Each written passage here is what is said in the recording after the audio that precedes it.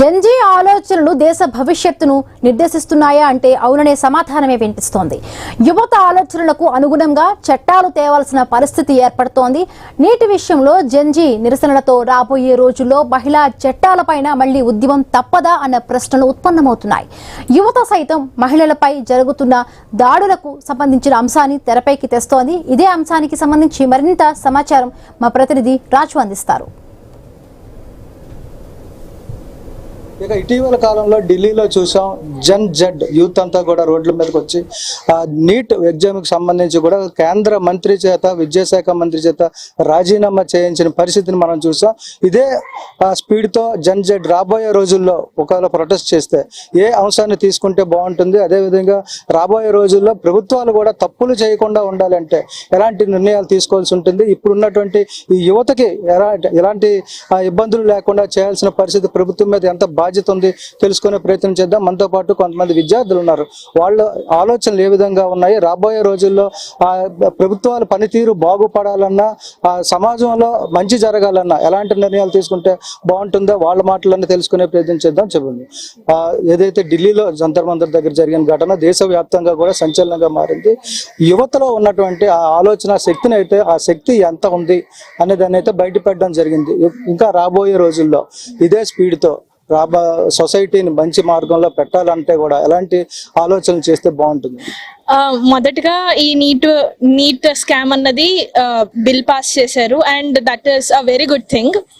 కానీ ఇప్పుడు మళ్ళీ జెన్జీ రావాలి అంటే ఉమెన్ సేఫ్టీ అండ్ మహిళల కోసం ఒక జస్ట్ జాయింట్ కమిటీయే కాదు, మొత్తం యాక్షన్స్ తీసుకోవాలి. దాని మీద సేఫ్టీ కోసం కమిటీస్ మనం తయారు చేయాలి, దాని మీద మనం పోరాడాలి. ఇలాంటి వాటికి ఇంకా నిర్భయ కేసు లాంటివి అలాంటివి మళ్ళీ ముందుకు రాకుండా మనం చాలా ఆపాలని అంటే గతంలో చాలా ఇన్సిడెంట్స్ ఇప్పుడు చెప్పిన ప్రకారం మహిళా ప్రొటెస్ట్ కి సంబంధించి కాలేజీ విద్యార్థులు చదువుకుంటున్న వాళ్ళు హత్యకు గురయ్యారు. ఇటీవల ఏపీలో రాజమండ్రిలో గత వారం రోజులుగా చూస్తున్నాం. రాజమండ్రిలో మెడికో ప్రియాంక ఘటన, ఇలాంటివన్నీ కూడా చాలా తరచుగా వస్తున్నాయి. వీటికి ఎలాంటి రక్షణ చట్టాలు, అసలు చట్టాలు చట్టం ప్రకారంగా చూసుకుంటే ఎలాంటి చట్టాలు ఉండాలనేది ఆలోచన. డ్రగ్స్ వాటిని కూడా ఆపాలి. చాలా మంది స్టూడెంట్స్ మధ్యలో కూడా యూనివర్సిటీస్ దగ్గర డ్రగ్స్ అటు పాస్ ఆన్ అవుతూ ఉంటే వాటిని కూడా మనం ప్రొహిబిట్ చేస్తూ దాని మీద యాక్షన్స్ తీసుకోవాలి. ఈవెన్ టీచర్స్ అండ్ అథారిటీస్ ఎవరెవరు ఉంటారో వాళ్ళు కూడా ఈవెన్ మోర్ స్ట్రిక్టర్ లాస్ తెచ్చుకుంటూ గవర్నమెంట్ చేయాలని.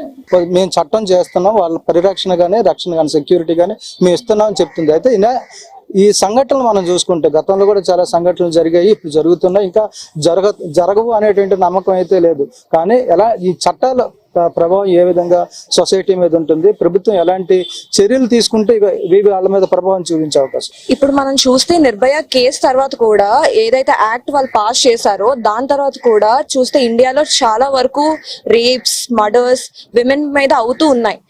సో మన గవర్నమెంట్ చేసే బెస్ట్ థింగ్ ఏంటి అంటే ఆ చట్టం అయిన తర్వాత ఇంప్లిమెంట్ చేయకుండా అవ్వకుండా ప్రివెంట్ చేసే మెజర్స్ ఏవైతే ఉంటాయో గవర్నమెంట్ తీసుకుంటే మన ఇండియా ఇంకా బెటర్, లైక్ విమెన్ సేఫ్టీలో ఇంకా బెటర్ గా అయ్యే ఛాన్సెస్ ఉంది.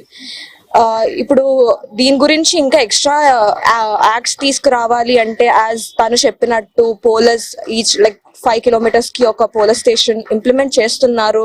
దెన్ SOS సిస్టమ్ ఫాస్ట్ గా వర్క్ చేసేట్టు, లైట్స్ ప్రతి దగ్గర ఉంటే so that people can see.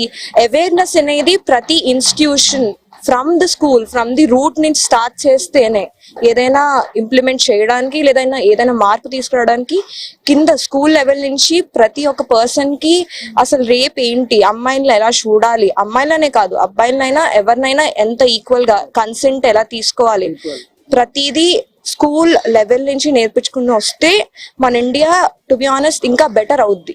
ఇది మొత్తంగా చూసుకుంటే ప్రస్తుతం ఉన్నటువంటి యువత అందరం ప్రత్యేకంగా దేశంలో ఎదుర్కొంటున్నటువంటి అతిపెద్ద సమస్యల్లో మహిళల మీద దాడులు, హత్యలు, అత్యాచారాలు, వీటికి ప్రధాన కారణం మద్యం, అదేవిధంగా గంజాయి, మత్తు పదార్థాలు, డ్రగ్స్, వీటి ప్రభావం ఎక్కువగా ఉంది. దీంతో ఎన్నో ఆశలతో చదువుకోవాలని చెప్పి, దేశంలో ఉన్నత స్థాయికి ఎదగాలని చెప్పి బయటకు వచ్చినటువంటి మహిళలు, యువతలు, విద్యార్థులు, ఇలా అనేక రంగాల్లో ఉన్నటువంటి మహిళా రంగం అంతా కూడా చాలా తీవ్రమైనటువంటి ఇబ్బంది పడుతుంది. వాళ్ళ రక్షణ కోసం వాళ్ళకి చేసే సంబంధించినటువంటి చట్టాల అమలు కోసం పోరాటాలు చేయాల్సిన పరిస్థితి రాకుండా ప్రభుత్వమే